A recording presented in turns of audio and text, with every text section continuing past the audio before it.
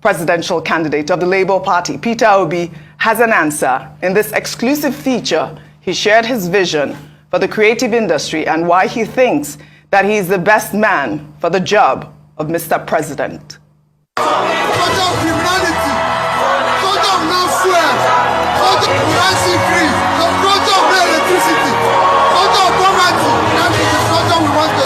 He has been described as a social media president and one who has no structure, but he has used that to his advantage, emerging as one of the leading candidates in the upcoming presidential election of Africa's most populous nation.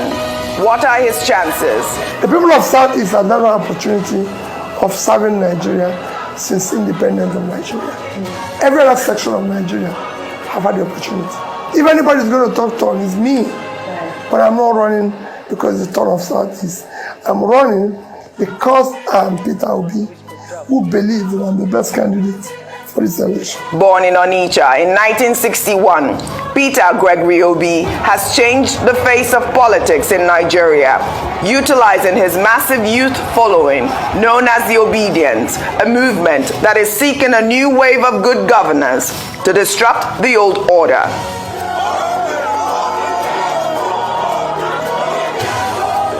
At 61 years old, Peter Obi, a former governor of Anambra State from 2006 to 2014, is the youngest candidate among the leading contenders, bringing hope to a generation of Nigerians that are desperate for change. Mr. Peter Obi, even if you win, which we know you're going to win, and you don't do well, we, the Nigerian people, will sack you, we will fire you.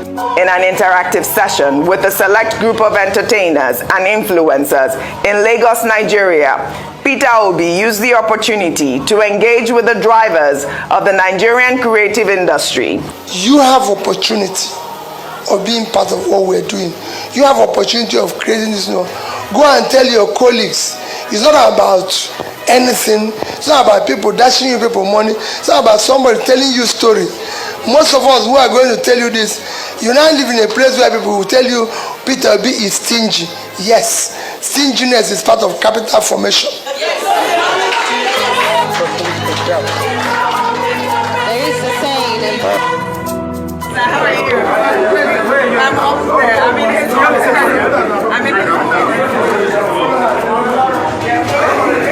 I had a conversation with the Labour Party presidential candidate, and he shared his grand vision for a new Nigeria and the entertainment industry. Mr. Peter Obi, thank you so much for joining me on the program. It's amazing, this whole interactive session you've had with the entertainers. You know, I saw you recently commend Tems for her first Grammy Award win. I'd like to know what your plans are for the future of entertainment in Nigeria.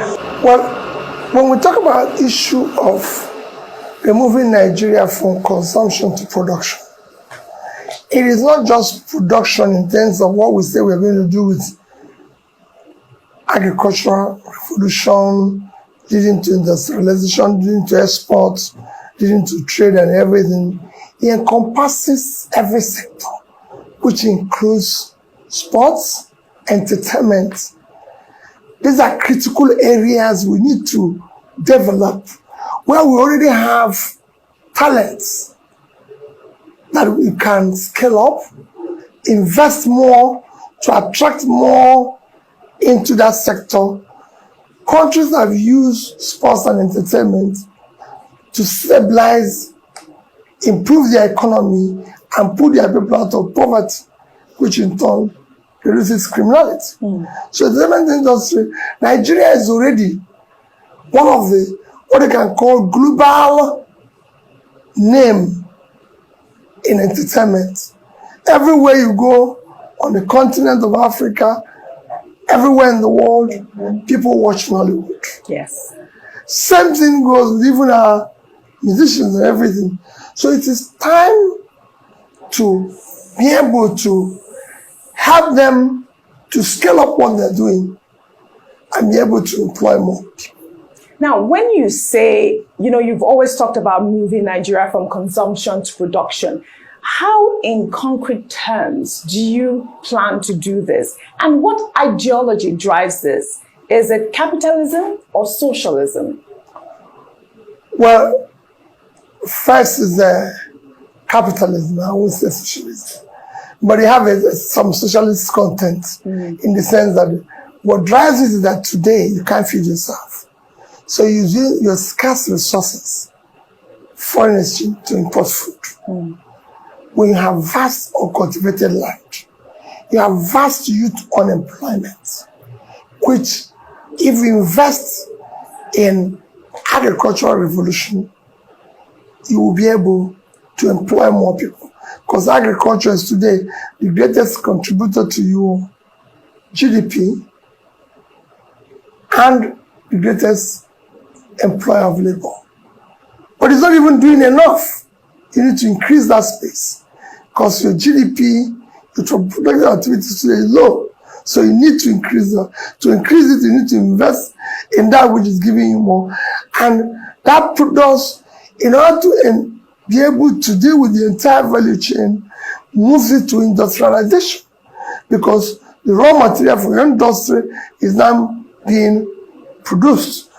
Use it in industry, and that leads to, again, today your industries are contributing less than 10% of your GDP, and it's low. So by the time you move your industry to contribute towards what they contribute today, they create jobs, and that will lead to export.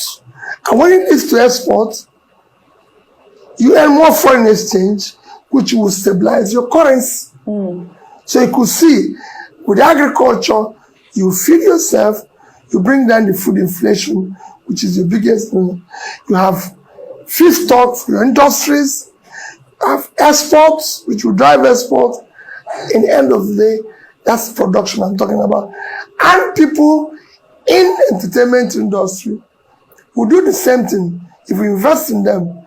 They have a lot to do with the entertainment that will be exported in organized manner.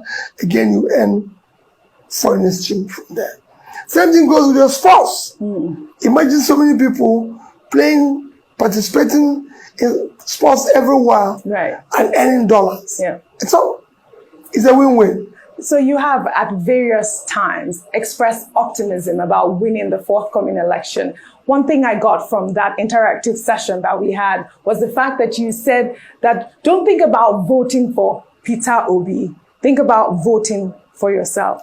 Where does this optimism come from? Well, because I believe that this election is an existential election that calls for a generational change. I've said it before, for the first time, there is in Nigeria an opportunity for an election where a party participating in the election is presenting people with character, people with competence, capability, compassion, the physical and mental energy to do the job. For the first time, have a combination of party chairman, presidential candidate, vice presidential candidate, being people that were born after the independence. We must have a generational change. We must build a new Nigeria. That's what I'm committed about. A Nigeria where Nigerians will not say, I'm from East, West, North, or South. Where they will not say they're Muslims or Christians, but they are Nigerians, and they're happy. That's why I'm going to invest in entertainment, in sports, in all those factors that unite us. They make it productive, where people start learning to match up the opportunity. That's why I'm going to go to the north and make sure that all those cultivated lands are cultivated, start pulling people out of the poverty, have a few stock for industries that have been shut down. If you go to a place like Kano today, it's become a ghost of what it used to be. What do you say? From Bombay Industries, Shadam 1, Shadam 2, 3, all industrial areas are shut down. What do you say to those who believe that you will not get enough votes from people in the north? Well, because all they've been doing is to contrive all those things that make them in the past win and subject them to poverty. Talk about their religion, talk about their ethnicity, but they've seen that it didn't work because they're poorer. That's why the fact that they follow them like that. And I'm saying to them, the election should not be about your religion. I respect the religious diversity of Nigeria. And that is sacrosanct. I respect every religion. And I believe that Christians, Muslims should live peacefully. And I must maintain that. I must make sure that each other's religion is respected and everything. I like people to go back and say, this is my ethnic background, but it shouldn't be measured when it comes to consideration of Nigeria. I don't want the election to be run on my turn. If anybody's going to talk turn, it's me. But I'm not running because it's the turn of Southeast. I'm running because I'm Peter Obi, who believes that I'm the best candidate for this election. Why do you say that if anybody, it should be your turn? Because the people of Southeast have never had an opportunity of serving Nigeria since independence of Nigeria.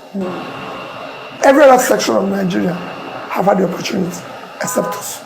And now tell me, why should Nigerians put their trust in you? Because there's a traceable record, past record you can verify. I'm a successful businessman, and I started a business from scratch and built it to a point of success. I've been a successful person in the corporate world, and I've been in government. In fact, nobody have my combination in this race. I started business from scratch, built a business that is successful without any influence and everything. I've been in the corporate world where I was the director and chaired operations. Nobody has this combination. In terms of education, I've been to good schools. I might not have the best of degrees, like people can claim anything they claim, but I've been to the best schools in the world. I've had trainings from Oxford, Cambridge, Harvard, Kellogg, IMD, London School of Economics, name them. You know, going through these schools, even if it's just for 1 week, 2 weeks, makes all the difference. In Seattle, in France, where haven't I been? I've been everywhere, and they are documented. So I've been to trainings, so I understand what it means. And I've been able, in terms of governance, I have governed the state for 8 years, and I can say that that state, I know where it was when I started and where I left it. And I've been able to show that the only measure of development, Millennium Development Goals, or HDI, which is education, health, and pulling people out of poverty, are this very well. And above all, their money was not missing. You know, whatever you can accuse me of, I left $150 million and over 30 billion naira and invested about the same amount. Nobody, I wasn't under any obligation. Nobody put a gun. There was no requirement. There was no need. Nobody put a gun on my head. And this is why, at times when this happens in this country and people argue, I get worried. I did that without any condition. But I believe is the right thing to do. Absolutely. I spoke with one of the entertainers, Peter Okoye. He said, Mr. Peter Obi, if you do not deliver everything that you have promised, we would fire you. I think so. It should be so. I believe that it's time for Nigerians to get up and say, we voted you because you promised A, B, C, D, F. And you're not doing that. But remember what I said. Whatever I promise is not going to be delivered overnight. I might not have 100% result, but I'm going to put 100% effort. Because people can entrust their faith in you and you let them down. Because by letting them down, you're letting God down. Power is by grace of God. Fantastic. And you must not abuse grace of God. Fantastic. Mr. Peter Obi, I want to thank you very much for granting this interview. Thank you. I wish you the best of luck. Thank you. Thank you. Thank you.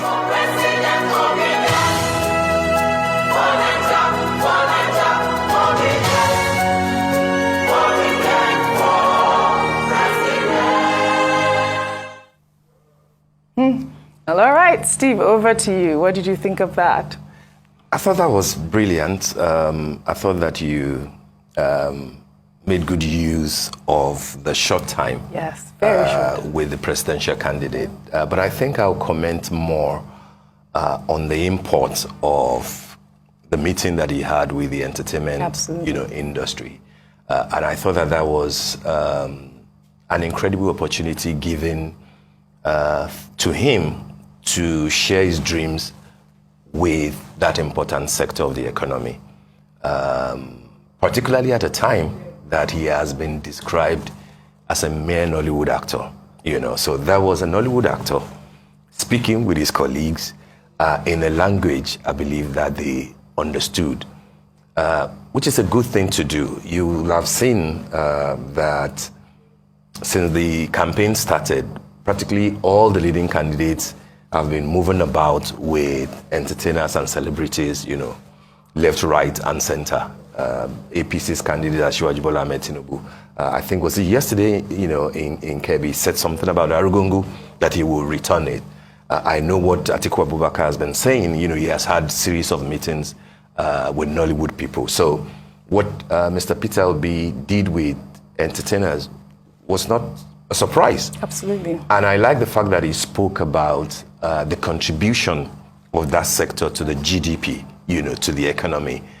It is not just about being popular. It is not just about developing a brand. It's about what are you bringing to the table. And when he shows understanding of what he knows, where you are, he says that this is now how the direction we have to move. Export what you are producing so that we can do a lot more and you can contribute more to the table. My worry, however, is that I hope that he won't end up like former President Goodluck Jonathan, who, by the way, did fantastically well with the entertainment industry. He pumped in so much money, possibly the biggest since 1999 when democracy returned. But I think he got carried away with the star power. It's the popular faces, musicians and actors who were more into him. I think part of what Mr. Peter Obi will need to learn, like other presidential candidates, is that yes, brand and star power are important. Celebrities are good. Right. They might bring in votes, etc. Right. But the engine room of that sector, the creative economy itself, is not just about performance. It's about those who are investing in that sector. It's about the hoteliers, it's about the restaurateurs, it's about the people who are organizing festivals. It's about people who are making things happen. He would need to focus more beyond individuals, beyond associations who can shout the loudest. It is beyond Nollywood and music. There is a whole load of ecosystem that he will need to sit down with. Majority of the people that I saw there are celebrities. I didn't see big hoteliers. I didn't see people who have invested in resorts, etc. There was a time that Nigeria, Lagos in particular, used to be the go-to destination in December. The whole idea, the whole concept of Dirty December was because something was happening. Right. And it wasn't happening just because there was star power. It's because there was an engine room. Today, most people are gravitating towards Ghana. Why do we allow that to happen? This is part of what somebody like Peter Obi and all the other candidates will need to look at.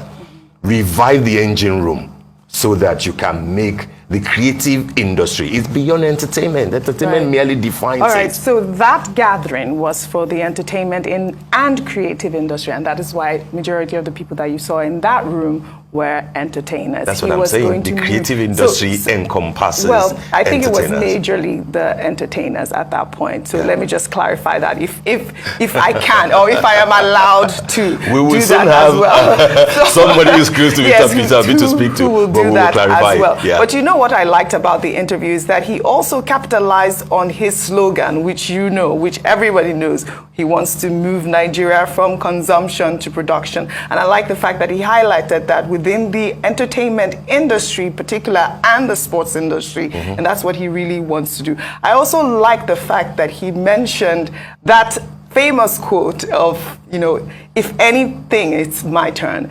It will be my turn, but he's not running on ethnicity or religion. He's running because he's Peter Obi. You know, everybody has been talking about my turn. I know you're smiling, but he's not running on Emiloko. He's not running on Emiloko. That's what I wanted to say. Fair enough. And then he also talked about, you know, how he's realized, or the Northerners have realized that, you know, the votes shouldn't be based on ethnicity and religion. And I think that that was a really good point that he highlighted in that interview.